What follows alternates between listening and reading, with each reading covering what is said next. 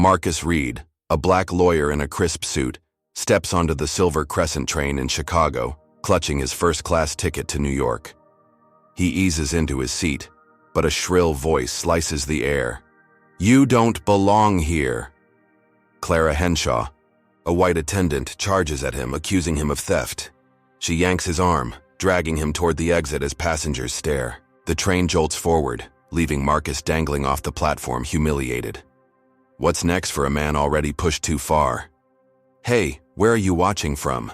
If you stand for justice, hit like, subscribe, and join us for more stories that fight the good fight. Marcus Reed's fingers grip the edge of the Silver Crescent's platform, his polished shoes scraping against the metal as the train's sudden lurch nearly flung him into the Chicago dusk. His heart pounded, not from fear, but from a simmering fury that had been stoked one too many times. With a grunt, he hauled himself back aboard, his navy suit now streaked with grime, his tie askew. The first-class car buzzed with whispers as passengers craned their necks, some clutching leather bags, others fumbling for their phones. Clara Henshaw stood at the aisle's end, her attendant's uniform starched to perfection, her blonde hair pulled tight in a bun that matched the sneer twisting her lips. "I told you," she spat, her voice cutting through the hum of the train like a knife through silk. "You don't belong here." Marcus straightened, brushing dirt from his sleeve, and met her glare with a calm that belied the storm brewing inside him. He reached into his pocket, pulled out his ticket, and held it up.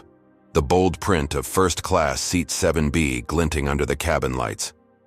"This says I do," he replied, his tone steady as steel. Clara's eyes narrowed, her pale cheeks flushing as if the paper itself insulted her. She snatched it from his hand, her manicured nails grazing his skin, and scanned it with a scowl. "This is a fake," she declared, tossing it back at him like trash. "You think you can fool me?" The accusation landed like a slap, and the car grew quieter, the air thick with anticipation. A woman in a red coat muttered to her husband, "She's right." He looks out of place, while a young guy in a hoodie pulled out his phone, the camera's red light blinking as it captured every second. Marcus didn't flinch. He stepped forward, closing the gap between them, and planted himself in 7B, the plush seat creaking under his weight. "Check it again," he said, his voice low but firm, "because I'm not moving." Clara's sneer morphed into a snarl, her arms crossing tight across her chest. "You're making a mistake," she hissed, then spun on her heel, her shoes clicking against the polished floor as she stormed toward the front of the car. Marcus exhaled, leaning back, his fingers tracing the ticket's edges. He'd been here before, not on a train, but in courtrooms, boardrooms, even grocery stores, places where his presence alone seemed to spark suspicion. He glanced out the window, the city lights blurring past, and told himself this would blow over. He was wrong. Minutes later, the door to the car swung open with a clang, and a hulking security guard lumbered in, his badge glinting like a warning. His buzzed head shone under the lights, and his meaty hands flexed as he zeroed in on Marcus. "You," he barked, his voice a gravelly rumble. "Up now." Marcus held up the ticket again, slower this time, letting the guard see every detail. "This is my seat," he said, keeping his cool even as his pulse quickened. The guard didn't even glance at it. "Got a report of disorderly conduct," he grunted, stepping closer, his shadow swallowing Marcus's frame. "You're coming with me." The car erupted in murmurs, the woman in red nodding approvingly while the hoodie guy zoomed in, whispering, "This is wild." Marcus opened his mouth to protest, but before the words could form, the guard's hand shot out, grabbing his collar and yanking him to his feet.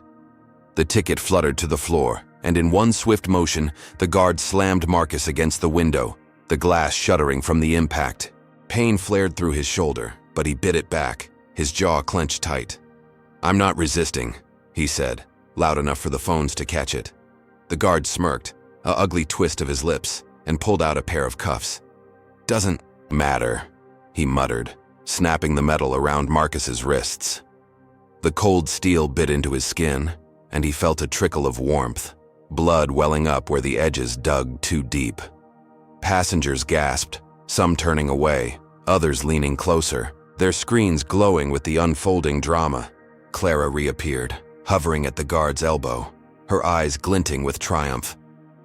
Told you he didn't belong, she said, her voice dripping with venom.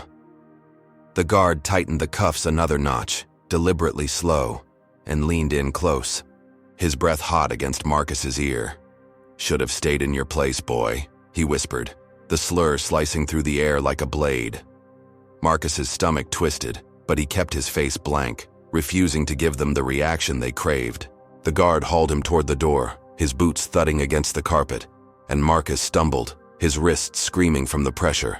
He'd shown the ticket, proven his right to be there, and for a fleeting moment, he'd thought that would be enough. But as the guard's grip tightened and Clara's smirk widened, he realized this wasn't about a seat anymore. It was about something older, uglier, something that wouldn't let go without a fight. The car door slammed shut behind him, muffling the chatter of the passengers, and he was alone in the narrow corridor, the cuffs cutting deeper with every step.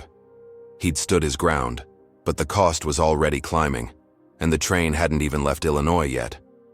Marcus Reed stood in the Silver Crescent's narrow corridor, his wrists throbbing where the cuffs had bitten into his flesh, the metallic tang of blood faint in the air. The guard had shoved him against the wall one last time before a sharp voice cut through the haze. "That's enough," it said, firm but clipped, and Marcus turned to see a man in a pressed gray suit stepping forward, his silver hair gleaming under the dim lights. Edwin Voss, the train supervisor, held a tablet in one hand, his brow furrowed as he scanned the screen. The guard stepped back, grumbling, while Clara Henshaw lingered nearby, her arms crossed, her smirk barely concealed. Marcus rubbed his wrists, the red welt stark against his skin, and handed over his ticket again, this time to Edwin. "Seat 7B, he said, his voice steady despite the ache pulsing through his shoulder. "First class, paid in full." Edwin's eyes flicked between the ticket and his tablet, his fingers tapping swiftly. The car door creaked open behind them, letting the murmur of passengers spill into the corridor, their phones still glowing, with footage of the scuffle. "Everything checks out," Edwin said at last, his tone stiff with reluctant admission. He shot a glance at the guard. "Uncuff him." The guard hesitated, his jaw tightening, but he complied, the cuffs clicking. Open with a grudging slowness, Marcus flexed his hands, blood rushing back into his fingers, and met Edwin's gaze. "Appreciate it," he said, keeping it short. Edwin nodded curtly. "My apologies, Mr. Reed. This shouldn't have happened." He turned to Clara, his expression hardening. "We'll discuss this later." Clara's smirk faltered, her lips pressing into a thin line, but she said nothing, retreating toward the galley with a stiff gait. Marcus exhaled, rolling his shoulders as he stepped back into the first-class car. The passengers watched, some whispering, others tapping their screens, but he ignored them, sinking into 7B with a quiet resolve. The plush seat felt like a small victory, a moment to breathe after the storm. He pulled out his phone, checking, the live stream comments rolling in. "This is insane. Fight back, man." For once, he thought, it was over. The train hummed along, the Chicago skyline fading into the distance, and he let himself relax, believing the worst had passed. How wrong could one man be? Barely 30 minutes later, the train jolted to a stop, the brakes screeching against the tracks. Marcus's head snapped up, his gut tightening as the overhead lights flickered. Edwin's voice crackled through the speakers, calm but edged with urgency. "Ladies and gentlemen, we've made an unscheduled stop due to a security concern. Please exit the train in an orderly manner for a brief sweep." Passengers groaned, gathering their bags, but Marcus caught the way Edwin's eyes darted toward him from the front of the car. This wasn't random. He stood joining the shuffling line, his ticket still clutched in his hand.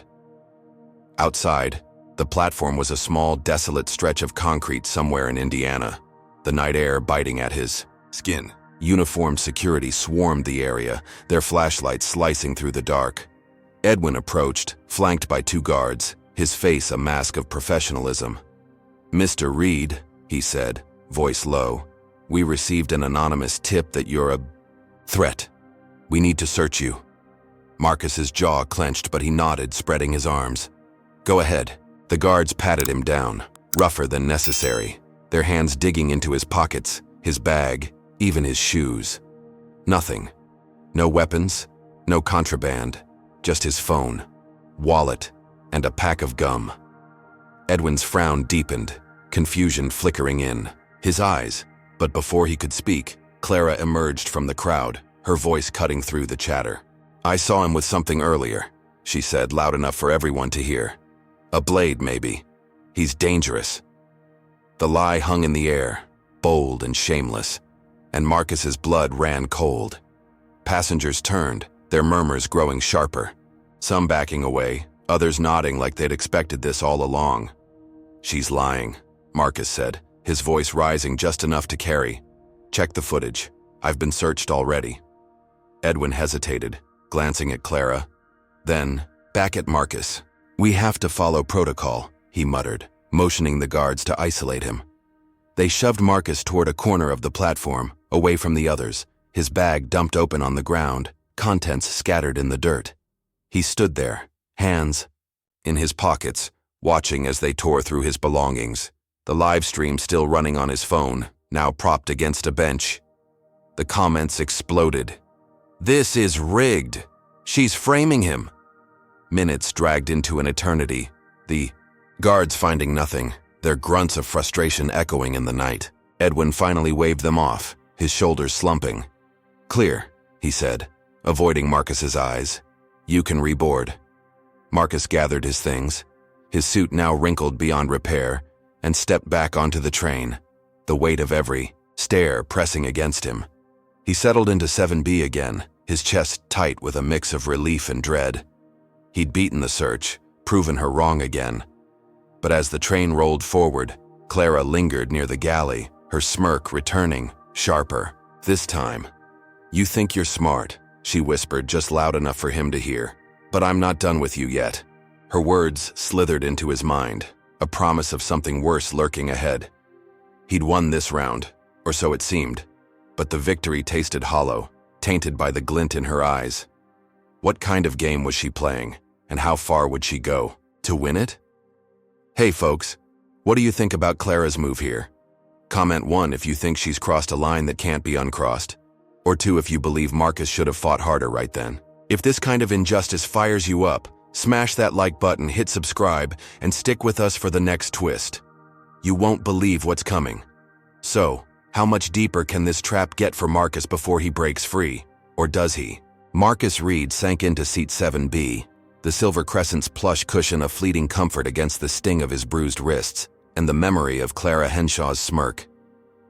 The train rumbled back to life after the Indiana stop, the platforms, concrete slabs shrinking in the window as night swallowed it whole.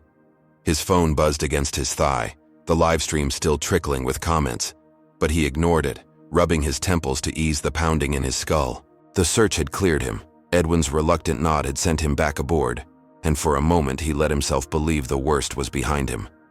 The car hummed with the low chatter of passengers settling in, their bags rustling, their voices, a dull drone. He pulled his jacket tighter, the fabric still damp from the night air, and closed his eyes, willing his heartbeat to slow. Then a shout shattered the calm. "He's dangerous!" The voice was shrill, male, and dripping with venom, cutting through the car like a gunshot. Marcus's eyes snapped open, locking onto a wiry white man in a gray blazer 2 rows ahead. His face flushed red as he jabbed a finger in Marcus's direction. "I saw him earlier. He's trouble." The man's wife clutched his arm, nodding furiously, her pearls glinting as she whispered something sharp.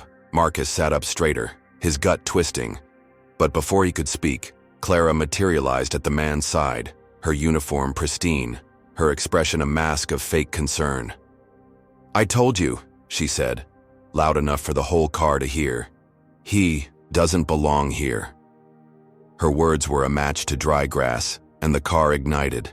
A woman in a green scarf stood, her voice trembling with indignation. "He shouldn't be in first class. He's a threat." A bald guy in a polo shirt joined in, his bellow carrying over the seats. "Get him out, I paid for safety."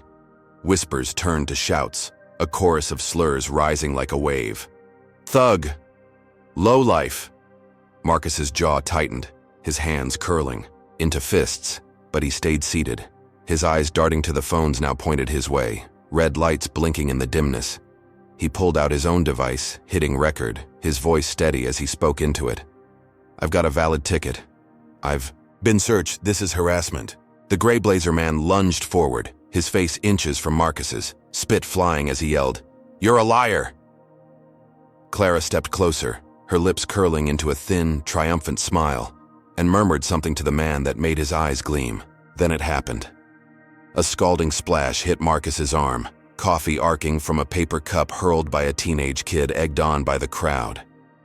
Pain seared through his skin, the liquid soaking his sleeve, and he flinched, biting back a curse. The car erupted, passengers cheering the kid on, their voices a roar of approval.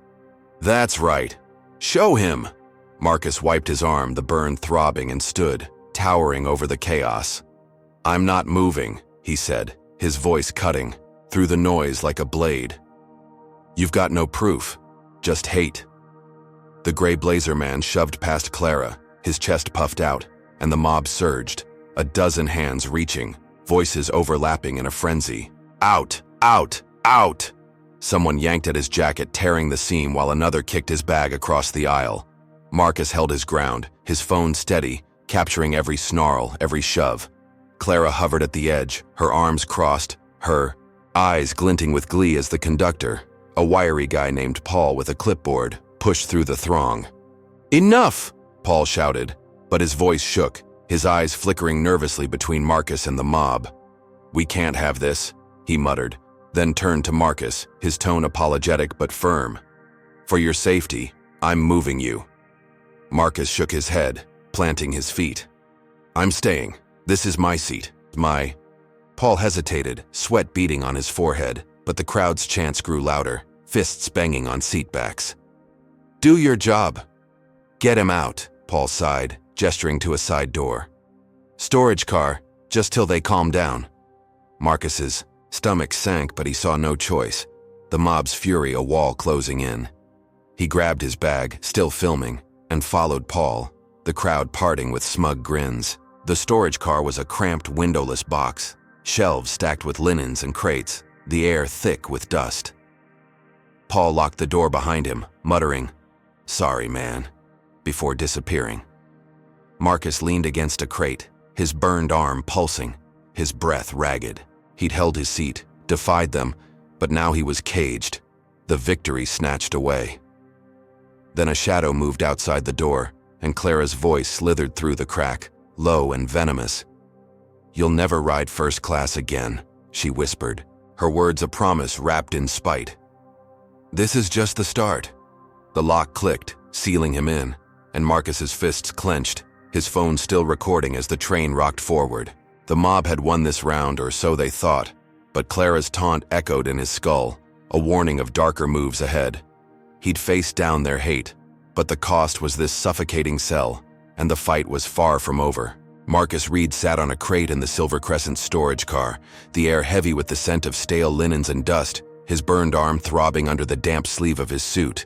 The train's rhythmic clatter vibrated through the walls, a iwichi, mocking reminder of his confinement.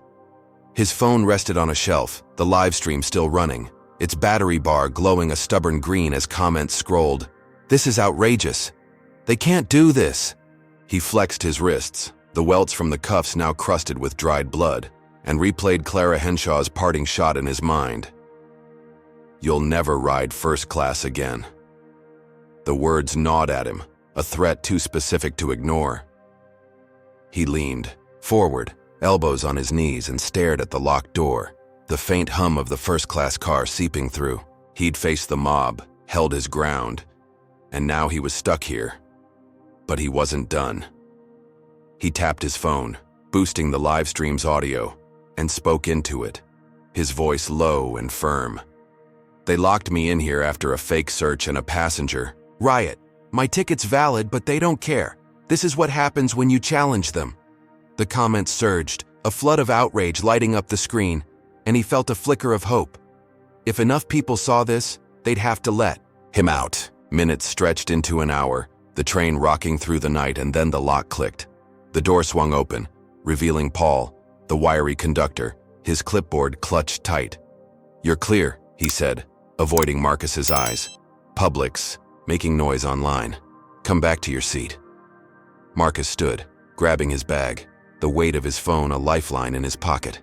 He stepped into the first-class car, the air cooler, the seat still plush despite the earlier chaos. Passengers glanced up, some with guilt, others with lingering hostility, but no one spoke. Clara was nowhere in sight, her absence a small relief. He sank into 7B, the fabric soft against his battered frame, and exhaled, letting the tension drain. From his shoulders, the livestream comments cheered. "You're back! They can't stop you!" He nodded to himself, a faint smile tugging at his lips. He turned the tide, forced their hand.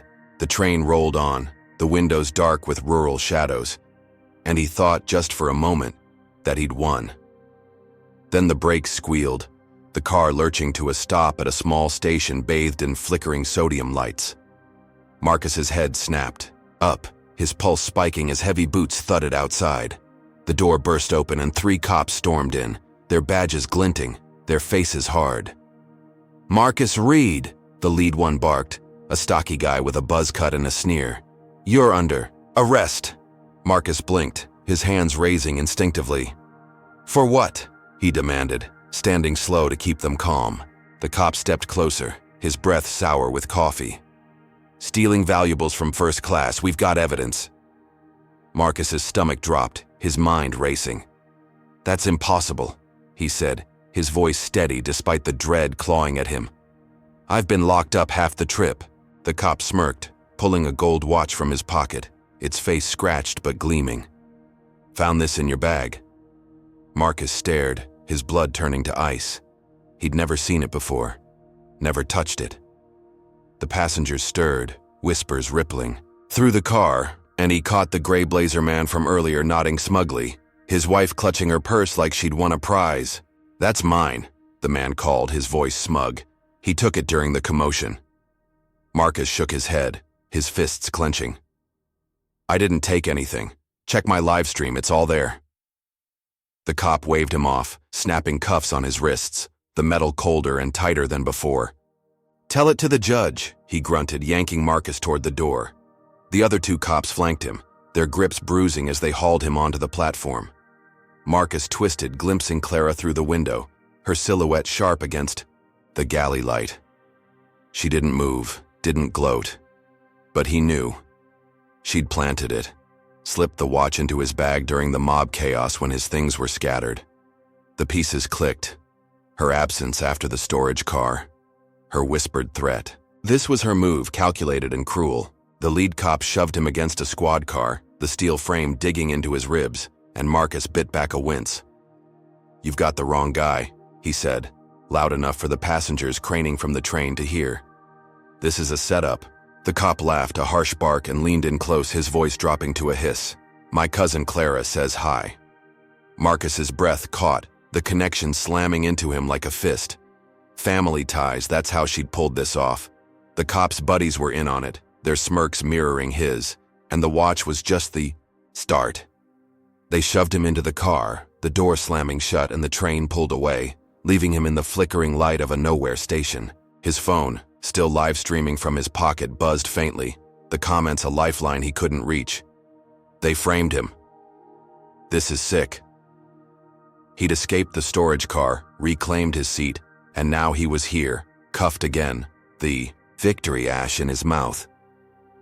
Clara's reach was longer than he'd imagined, her revenge sharper, and as the squad car peeled out, he realized this wasn't a mistake. It was a declaration of war, and she'd just drawn first blood. Marcus Reed sat on a hard bench in a cramped holding cell. The squad car's red taillight still burned into his vision as the stale air of the rural Indiana station pressed against him. His wrists ached under the cuffs, the fresh sting of metal, overlaying the old welts, and his burned arm pulsed with every heartbeat.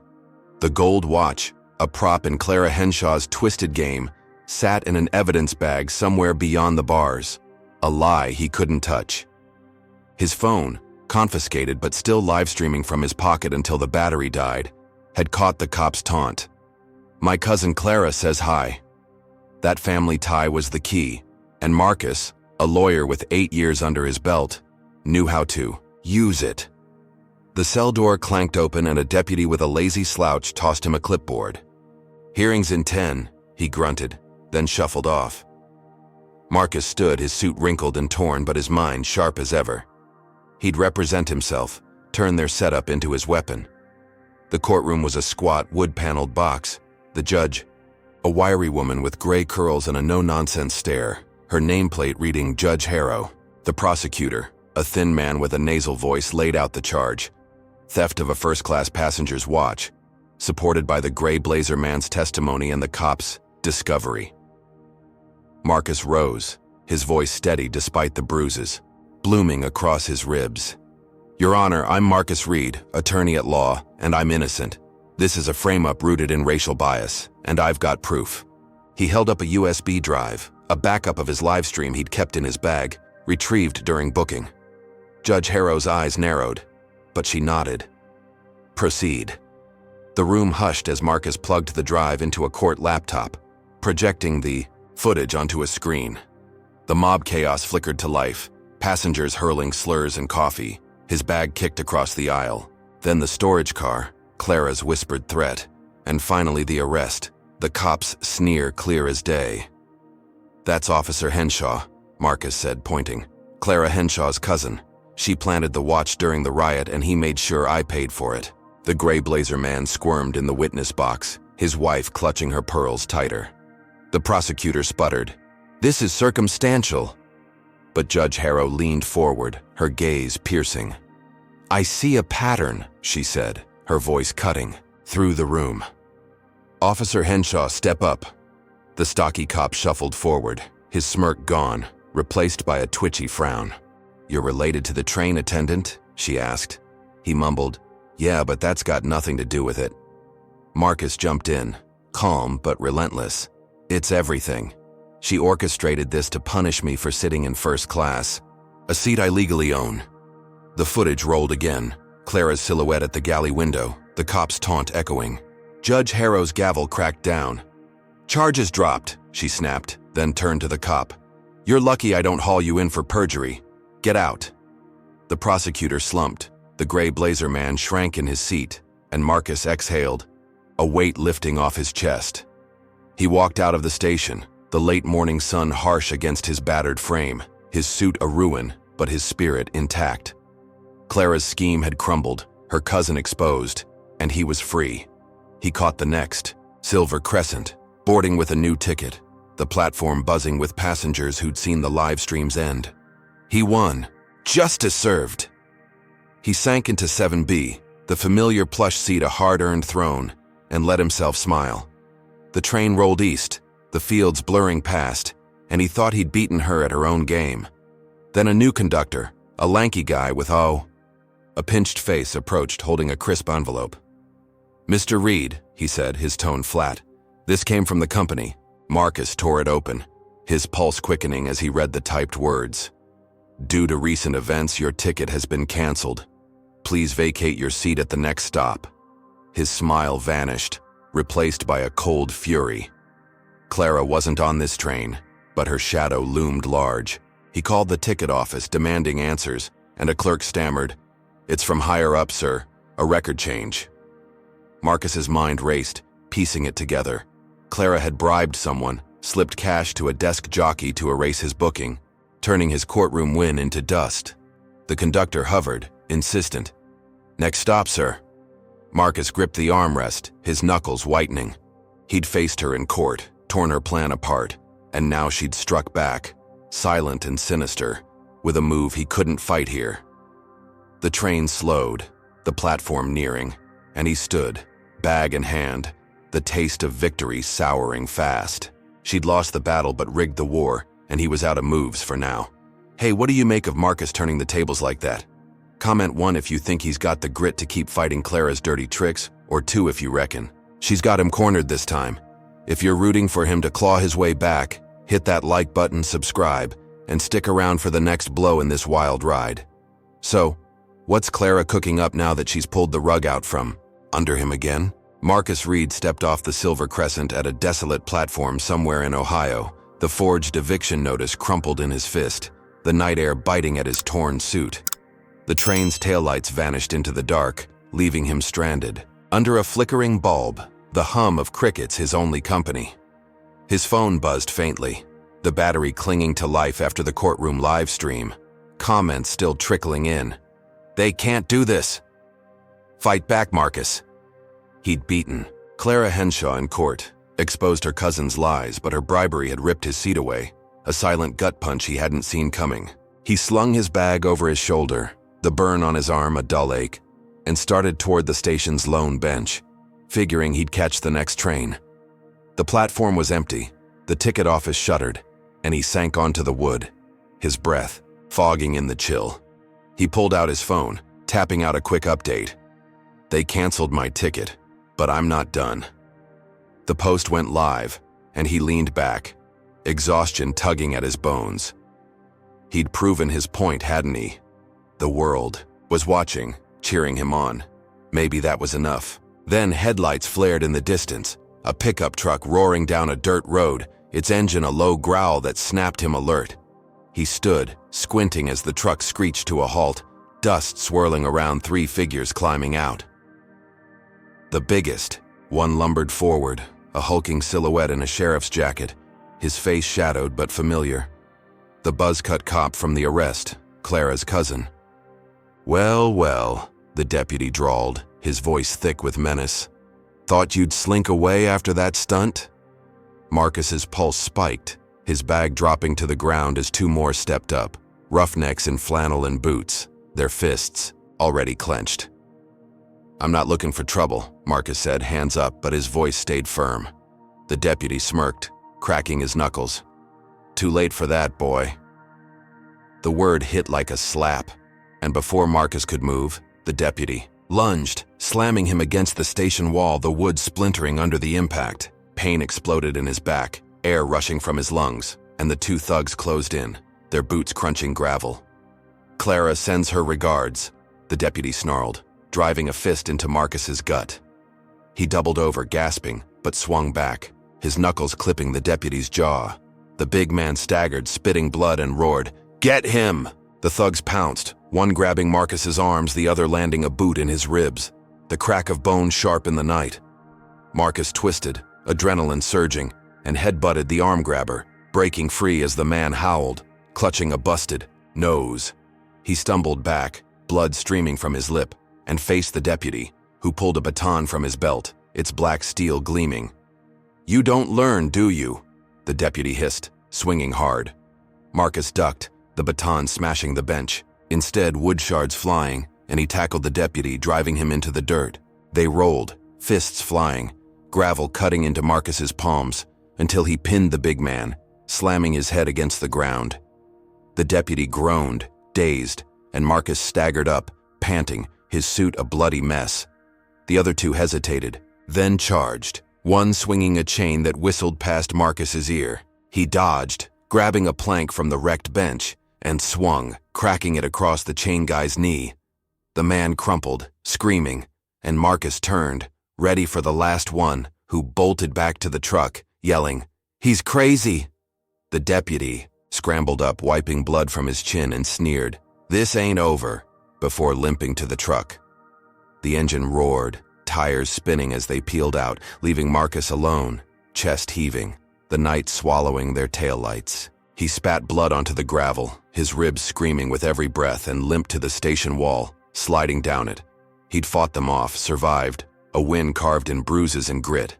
The next Silver Crescent rumbled in an hour later, and he boarded, his new ticket shaky in his hand, the first-class car half empty. He sank into 7B, the seat a lifeline, and closed his eyes, the pain a dull roar. He'd made it back, defied them again. Then Clara appeared at the car's end, her uniform crisp, her face a mask of cold triumph. "You assaulted an officer," she said, her voice loud enough for the few passengers to hear. "And I've got witnesses." Marcus's eyes snapped open, his stomach sinking as 2 passengers nodded, their phones already out. The deputy's blood on his hands, the fight in the dark. It was all her trap, and she'd turned it into a noose. He'd beaten them off, but she'd been waiting, her revenge a step ahead, and now the law was her weapon again.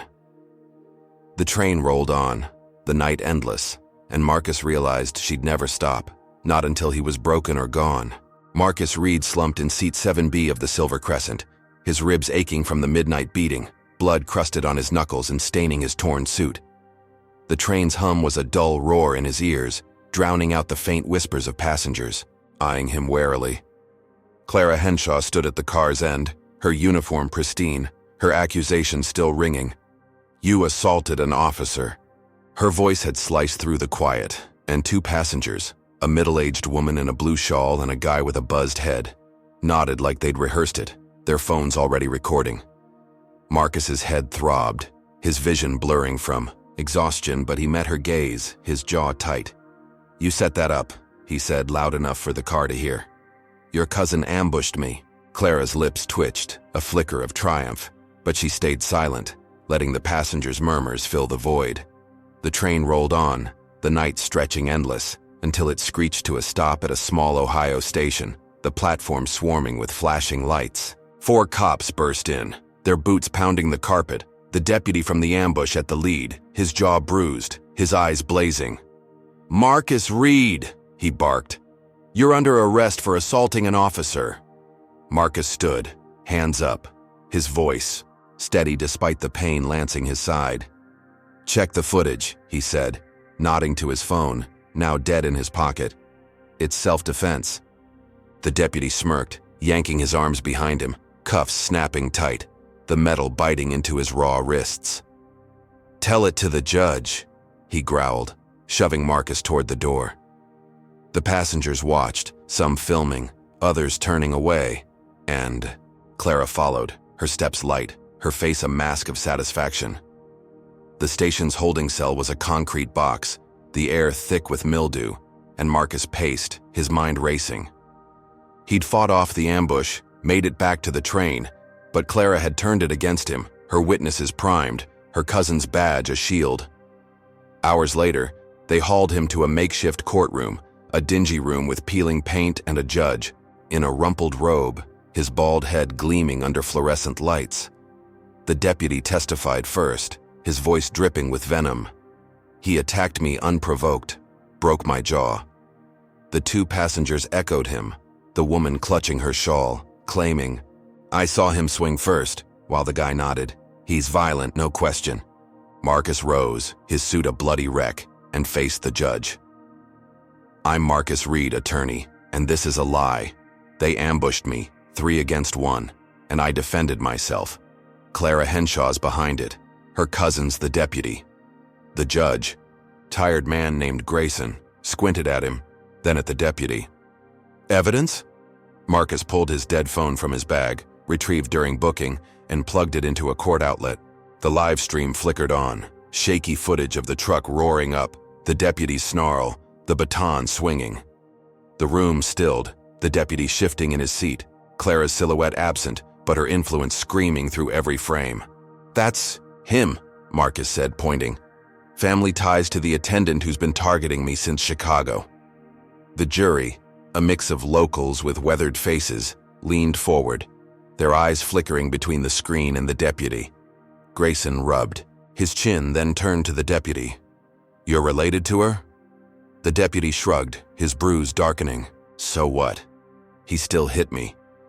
Marcus pressed on, calm but relentless. "It's a setup, Your Honor. She's been framing me from the start, and this is her revenge." The footage looped, the chain whistling past his ear, his plank cracking. "Bone!" And the jury murmured, a tide shifting. Grayson banged his gavel, his voice gruff. "Self-defense holds. Case dismissed."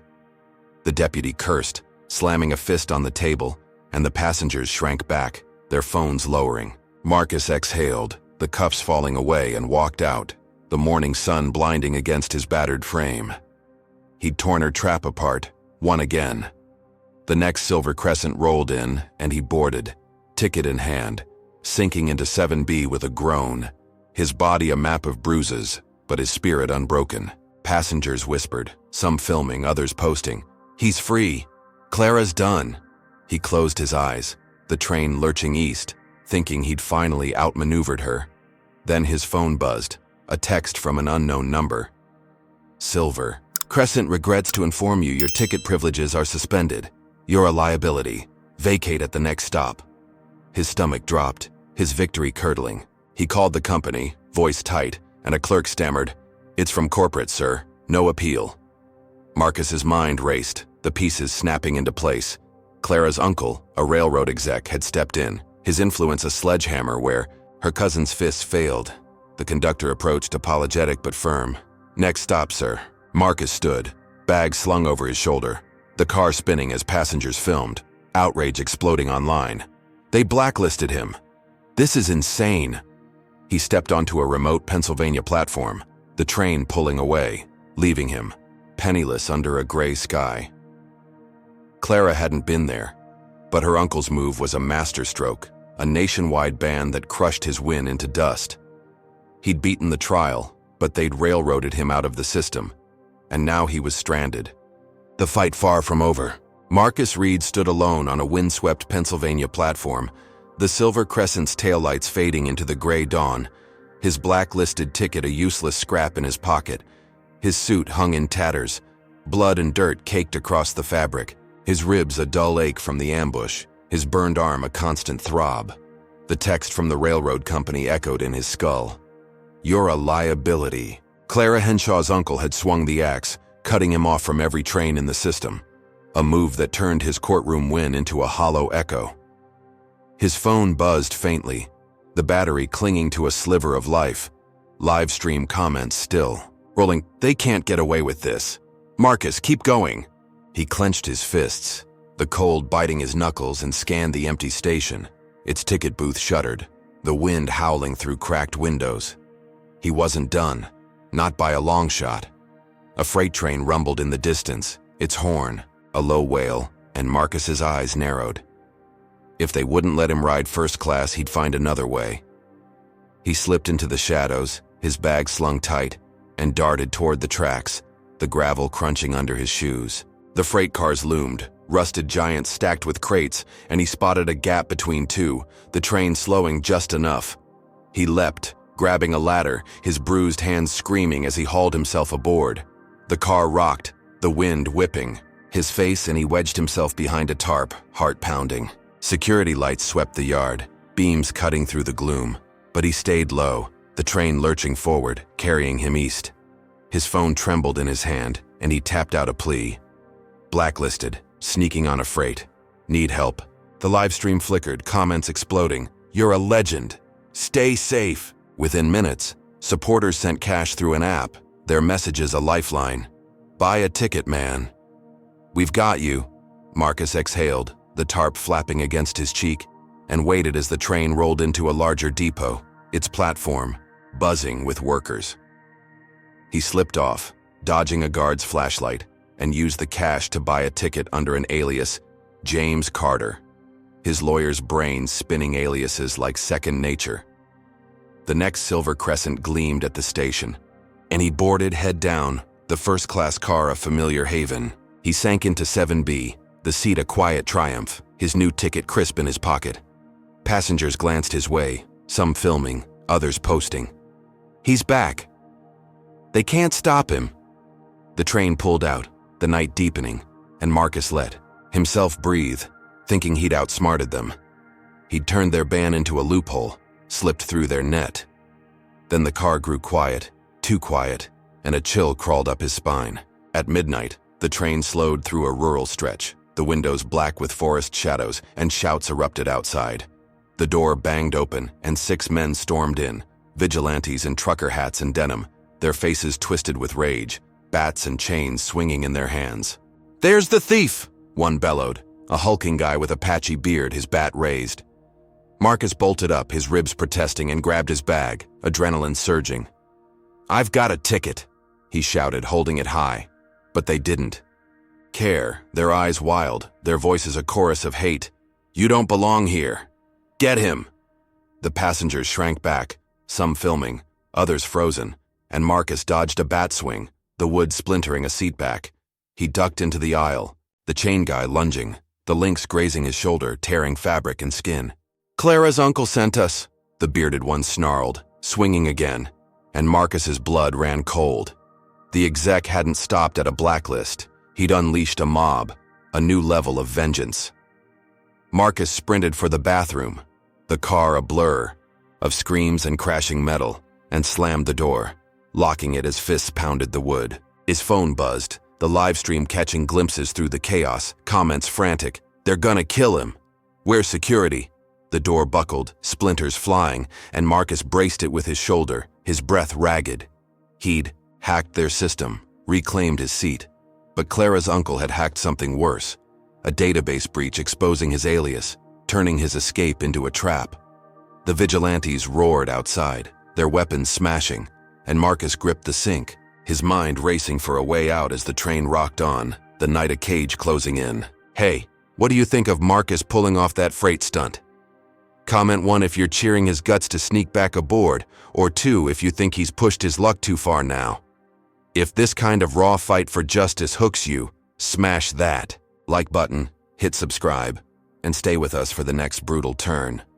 So can Marcus dodge this mob, or has Clara's uncle finally cornered him for good? Marcus Reed pressed his shoulder against the Silver Crescent's bathroom door, the wood groaning under the vigilantes' relentless pounding, splinters dusting the floor like ash. The train rocked through the midnight forest, its hum drowned by the roar of 6 men outside, their bats and chains crashing against the frame, their voices a snarl of hate. "Come out, thief! You're done!" His ribs screamed with every breath, the bruises from the ambush layered with fresh cuts from the chain that had grazed his shoulder. His phone buzzed in his pocket, the live stream flickering, its battery barely alive. Comments, a blur. "He's trapped! Fight back!" The bearded leader's growl cut through. "Clara's uncle wants you gone." And Marcus's jaw tightened, the exec's reach a noose tightening around him. The door buckled, a bat splintering the top panel, and he knew it wouldn't hold. He scanned the tiny space, the sink bolted to the wall, a vent too small to crawl through, and then his eyes landed on a rusted pipe jutting from a broken towel. He yanked it free, the metal cold in his grip, and braced himself. The door exploded inward, the bearded guy charging first, his bat raised high. Marcus swung the pipe, cracking it across the man's wrist, the bat clattering to the tiles as he howled, clutching his arm. The chain guy lunged next, the links whistling, and Marcus ducked, slamming the pipe into his knee, sending him sprawling. With a scream, the passengers' gasps echoed from the car, their phones capturing every blow. But the other 4 pushed in, their boots stomping, their fists swinging. Marcus fought back, the pipe a blur, cracking ribs and noses, blood slicking. The floor, but they overwhelmed him, a fist slamming his jaw, another kicking his gut. He stumbled, the pipe slipping, and they shoved him into the aisle, the car a chaos of shouts and flashing lights. He bolted, dodging a chain swing, and spotted an emergency hatch above a seat. He leapt, yanking it open, the night air blasting. His face as he climbed onto the train's roof, the wind roaring, the tracks a blur below. The vigilantes scrambled after him, the bearded one clutching his wrist, bellowing, "You're dead!" Marcus gripped the roof's edge, his shoes slipping on the slick metal. The train speeding through a tunnel ahead, its mouth a black maw. He swung the pipe again, knocking the chain guy back, the man tumbling into his buddies, their curses lost in the gale. The tunnel loomed, and Marcus flattened himself, the ceiling grazing his back as the train plunged through, darkness swallowing the fight. He emerged, gasping, the forest whipping past, and spotted a bridge ahead, its rusted girders a faint outline. The vigilantes regrouped, their bats raised, and he knew he couldn't outlast them here. He sprinted, the wind tearing at his shredded suit, and leapt as the train crossed the bridge, his body arcing through the air, the river below a glinting ribbon. He hit the girders, his fingers clawing steel, his legs dangling, pain searing his ribs as he hauled himself up. The train roared on, the vigilantes' shouts fading, their silhouettes shrinking into the night. He collapsed on the bridge, blood dripping from his lip, his phone buzzing faintly, the live stream catching his leap. He made it! Insane! He'd survived, beaten them off with a pipe in a desperate jump, his chest heaving as the cold bit his skin. Below, headlights flared, a car idling on the riverbank, and Marcus squinted, his gut sinking. Clara Henshaw stepped out, Her uniform swapped for a dark coat, her smirk sharp in the beam. She didn't wave, didn't shout, just watched, her triumph a silent blade. Then the sky rumbled, helicopter blades chopping the air, spotlights slicing through the dark, pinning him on the bridge. "Marcus Reed," a voice boomed from above. "You're under arrest for terrorism." His heart stopped, the word a sledgehammer. Cops rappelled down, their boots thudding on the girders, guns drawn, their faces hard. "Hands up!" one barked, and Marcus raised his trembling arms, the pipe clattering away. The livestream buzzed, comments frantic. "Terrorism? This is a lie!" Clara's smirk widened as the cops cuffed him, the metal biting deeper than ever, and yanked him to his feet. He'd fought off the mob, leapt to freedom, and millions had cheered online. But she twisted it, doctored footage from the train fight flashing on their screens, painting him as a madman. The helicopters hovered, the river glinting below, and Marcus stumbled as they dragged him to a rope ladder, his body a wreck, his mind reeling. Clara watched from the bank, her gloating a spotlight of its own, and he realized she'd played, her ace, turning his survival into a death sentence. The cuffs tightened, the chopper's roar swallowed his breath, and he was lifted off the bridge, the fight he'd won slipping through his bloodied fingers. Marcus Reed dangled from the helicopter's rope ladder, the cuffs cutting into his wrists, the wind slashing his shredded suit as the blades thundered above.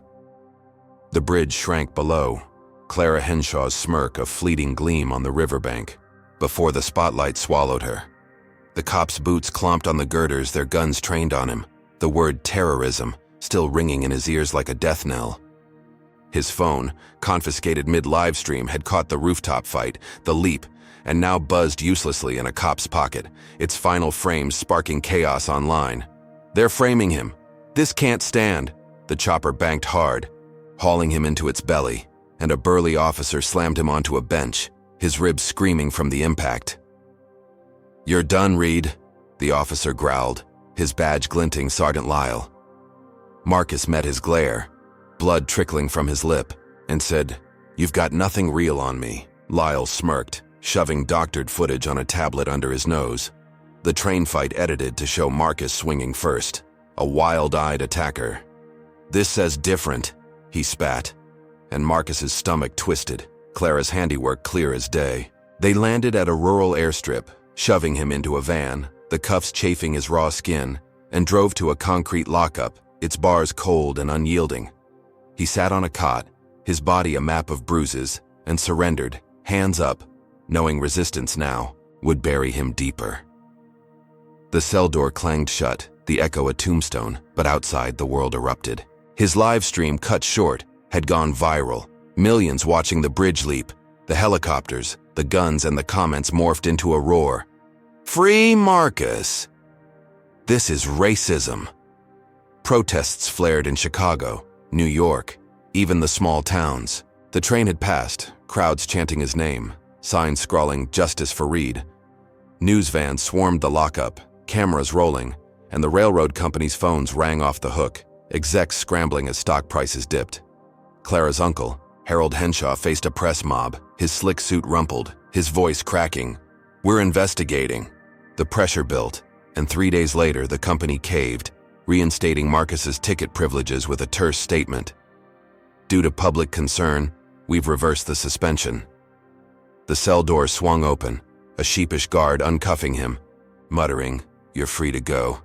Marcus limped out, the sun blinding, his suit a bloody rag, and caught a ride to the next station, protesters cheering as he boarded the Silver Crescent. He sank into 7B, the seat a battered crown. His phone returned, buzzing with victory. He's back. They couldn't break him.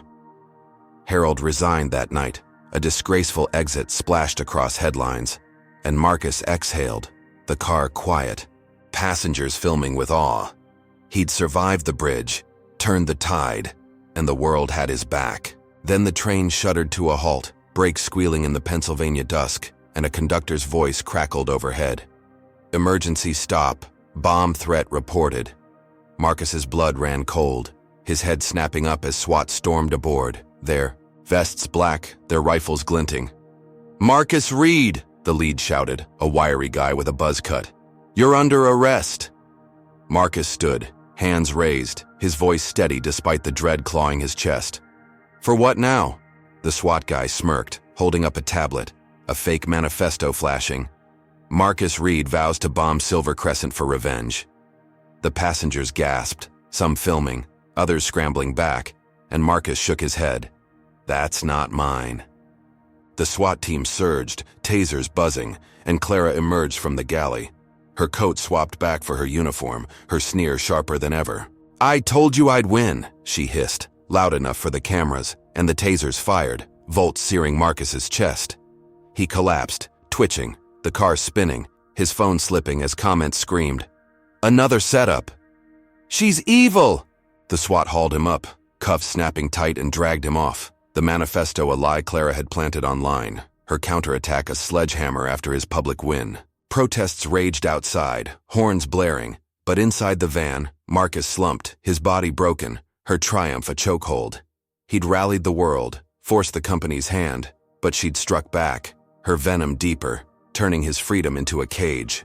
Marcus Reed slumped in the back of a SWAT van, the cuffs biting his wrists, his chest still burning from the taser's jolt. The Silver Crescent's emergency stop a fading echo. The fake bomb manifesto Clara Henshaw had planted online. Marcus Reed vows revenge. Played on a loop in his mind, her sneer as they dragged him off, a knife in his gut. His phone, lost in the chaos, had caught the SWAT raid, the live stream cutting out with his collapse. But the protests outside roared louder, horns blaring through the Pennsylvania dusk, voices chanting his name.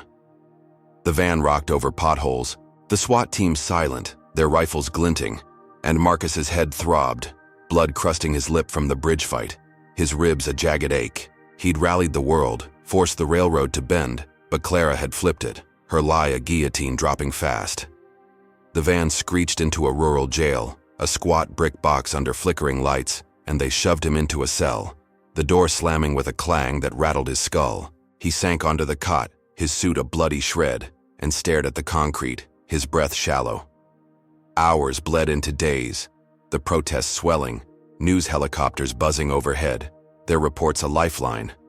Public demands Reed's release. Bomb. Threat a hoax? Then a hacker group, anonymous voices online, struck gold, leaking Clara's emails. "Frame him with this, uncle. Make it stick." The proof hit like a thunderclap, screens flashing her words, her plot, with Harold Henshaw, laid bare. Protests turned to riots, tires burning in Chicago, marches clogging New York, and the jail shook with pressure, the warden sweating as he unlocked Marcus's cell. "You're out," he muttered, tossing him his dead phone, its case cracked. Marcus limped free, the sun searing his eyes, and caught a ride to the next station, crowds parting with cheers, signs waving. "Justice for Marcus!" He boarded the Silver Crescent, ticket reinstated, sinking into 7B, the seat a battered throne. Passengers filmed, some clapping, others posting. "He's back!" Clara's finished. The train rolled east, the car alive with awe.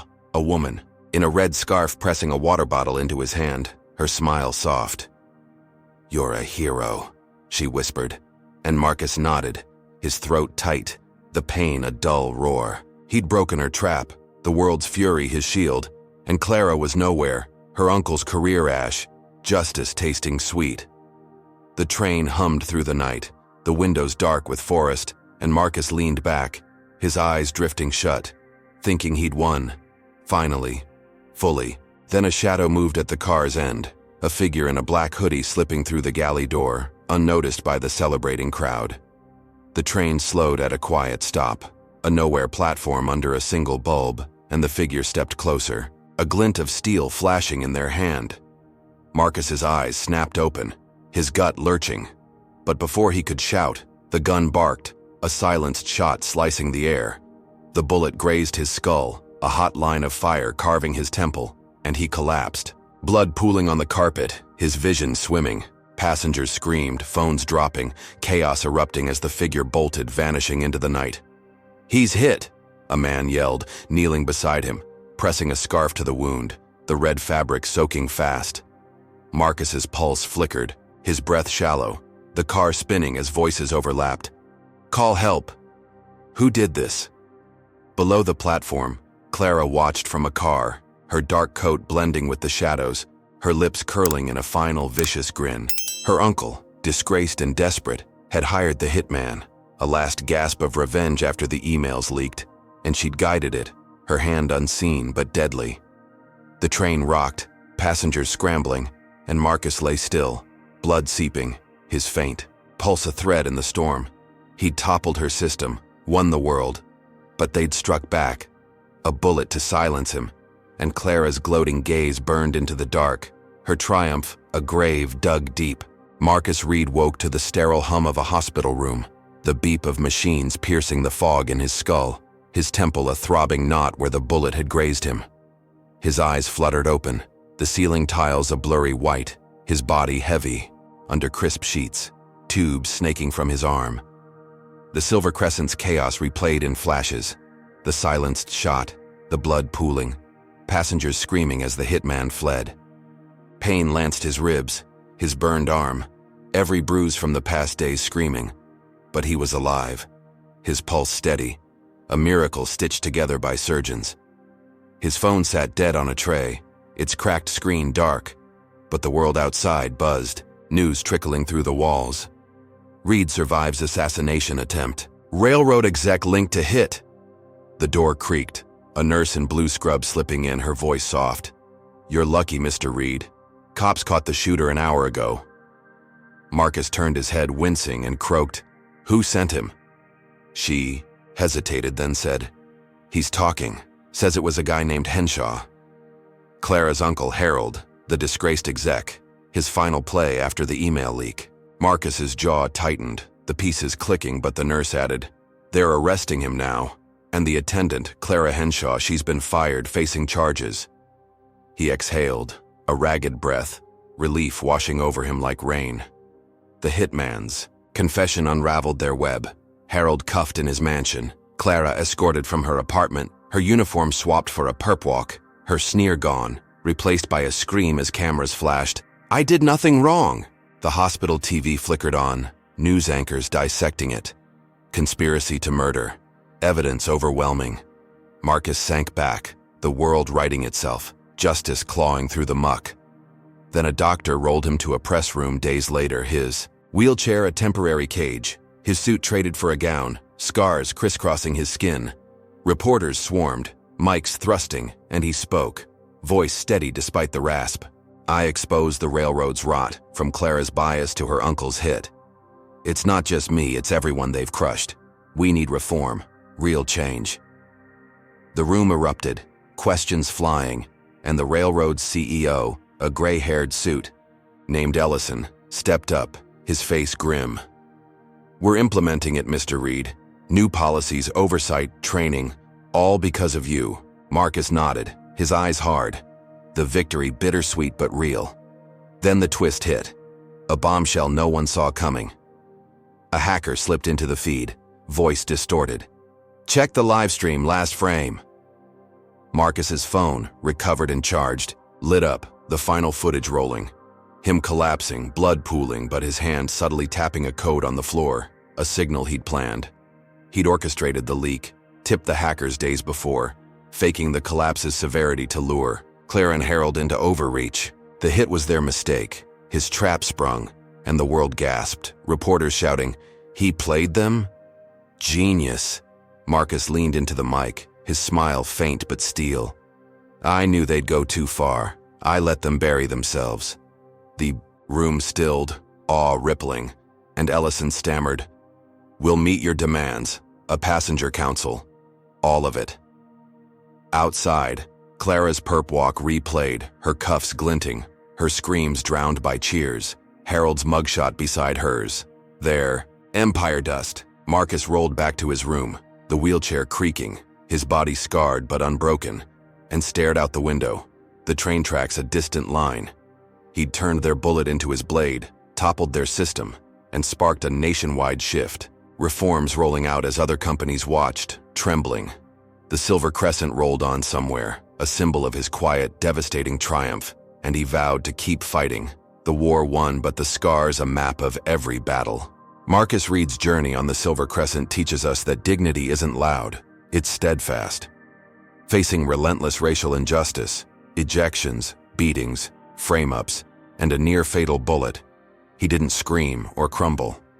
He stood firm, using wit and resilience to turn every attack into a weapon against his oppressors. Clara Henshaw's venom, fueled by bias and power, shows how prejudice festers when unchecked, spiraling from a seat dispute to a murder plot. Yet Marcus's quiet strength flipped her game, proving that real power lies in patience, not rage. His story reveals the ugly truth of systemic racism, where a ticket isn't enough if your skin marks you as other. But it also shines a light on hope. One man's fight sparked a movement, toppling a corrupt empire and igniting reform. We learn that change isn't handed out. It's forged through grit and community, like the millions who rallied for him. Clara's downfall reminds us that actions ripple. Her hate cost her everything, while Marcus's resolve rebuilt a broken system. The lesson? Stand your ground, even when the odds stack high, because truth has a way of rising, slow but unstoppable. So what would you do if you faced Marcus's fight? Comment below if you'd hold fast like him. Hit like if this moved you. Subscribe for more tales of courage, and share to spread the call for justice. Thanks for riding this journey with us. Here's to a world where fairness rolls like a train, steady and strong.